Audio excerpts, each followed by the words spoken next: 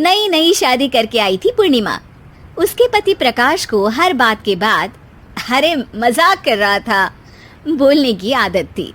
एक दिन पूर्णिमा चाय बना रही होती है। सुनो ना, ये मसाला चाय में सच में अगर मिर्ची, नमक, प्याज, लहसुन वगैरह का पेस्ट मिला दे तो चाय मसालेदार हो जाएगी ना। अरे आप कुछ भी मत बोलिए। अरे मजाक कर रहा था। प्रकाश कभी कभी मजाक करता था, लेकिन कई बार उसका मजाक ऐसी बात के साथ आता जिसको सुनने के बाद किसी को मजा तो नहीं पर गुस्सा जरूर आ जाता। जैसे एक दिन प्रकाश ऑफिस जाते हुए हड़बड़ी में कहता है, अरे मेरे मोजे कहाँ मौज मार रहे हैं? अभी लाई। पूर्णिमा प्रकाश को मोजे लाकर दे देती है। अरे मेरी फाइल कहाँ है? मैं लेट हो रहा हूँ। रुकिए अभी लाई। फाइल भी आ जाती है।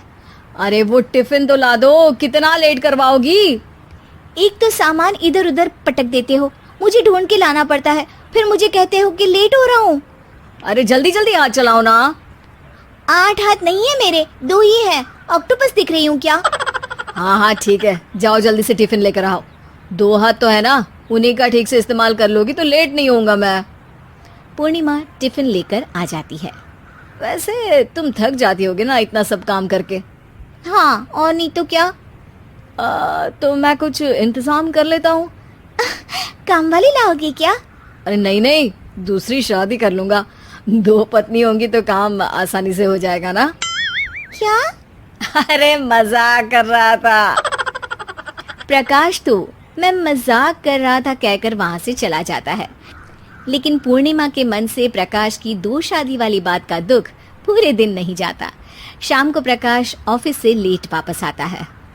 हाथ मुंह धोऊंगा, टॉवेल लगा देना, फिर खाना खाऊंगा, खाना भी लगा देना। देखो लेट मत करना। सब काम आराम से ही होंगे। आप भी तो लेट आए हो ना ऑफिस से। अरे यार मैं काम कर रहा था ऑफिस में, तुम क्या कर रही हो? घर में जो खाना, साफ सफाई ये सब होता है ना, इसको भी काम ही कहते हैं वैसे। अरे ठीक है, मैं ही कुछ करता हूँ तुम्हारी मदद के लिए। ऑफिस से आकर मेरा हाथ बटाओगे घर के काम में? अरे नहीं, दूसरी शादी कर लूंगा ताकि सफाई तुम कर लो और खाना दूसरी बीवी बना ले। प्रकाश तुम ना थोड़ा सोच समझ के बोला करो। अरे मजाक कर रहा था यार। प्रकाश और पूर्णिमा साथ में बैठकर खाना खा रहे होते हैं। प्रकाश अपनी धुन में खाना खा रहा होता है, जबकि पूर्णिमा इस बात को लेकर उदास है कि प्रकाश हमेशा कोई दुखी कर देने वाली बात ही बोल देता है और उसके बाद मजाक कर रहा था कह के खुद को बचा लेता है। रात को सोते वक्त पूर्णिमा ने सोच लिया था कि प्रकाश से इस बारे में बात करनी ही पड़ेगी। अगली सुबह भी प्रकाश ने ये लाओ वो लाओ का तांडव शुरू कर दिया। अरे काले वाले जूते कहाँ हैं? बेड के नीचे। अरे टिफिन तो लाओ जरा। ले आऊंगी, पर पहले कुछ बात करनी है। क्या बात करनी है तुमको? ये जो रोज दूसरी शादी करने की बात करते रहते हो ना आप, मेरा मन दुखी हो जाता है। मत बोलिए ना ऐसी बात।